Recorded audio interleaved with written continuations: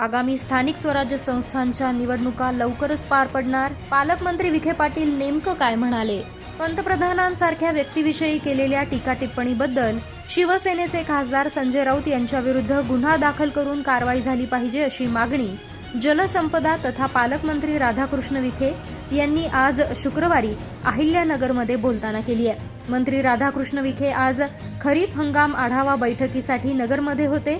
त्यानंतर पत्रकारांशी बोलताना त्यांनी संजय राऊत यांच्यावर गुन्हा दाखल करण्याची मागणी केली आहे. संजय राऊत यांच्या पुस्तकात पंतप्रधान गृहमंत्री यांच्याबद्दल केलेल्या टीका टिप्पणीकडे बाळासाहेब ठाकरे यांनी नरेंद्र मोदी आणि अमित शहा यांना वाचवले असा उल्लेख पुस्तकात केल्याकडे लक्ष वेधलं असता मंत्री विखे म्हणाले की संजय राऊत विकृती आहे, त्यांचा मी निषेध करतो.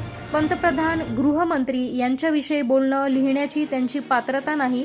त्यांनी आधी स्वतःच्या पायाखाली काय जळते आहे ते पाहावे. त्यांचे मुंबईतील भूखंडाचे घोटाळे बाहेर काढले तर त्यांच्या नेत्यांबद्दल स्वतंत्र पुस्तकच छापावं लागेल अशी टीकाही विखे यांनी बोलताना केली.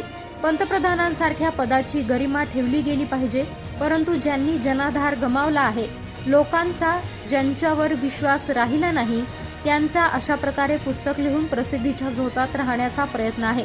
त्यांच्या विरुद्ध गुन्हा दाखल करून कारवाई व्हायला हवी असे विखे यावेळी म्हणाले आहेत.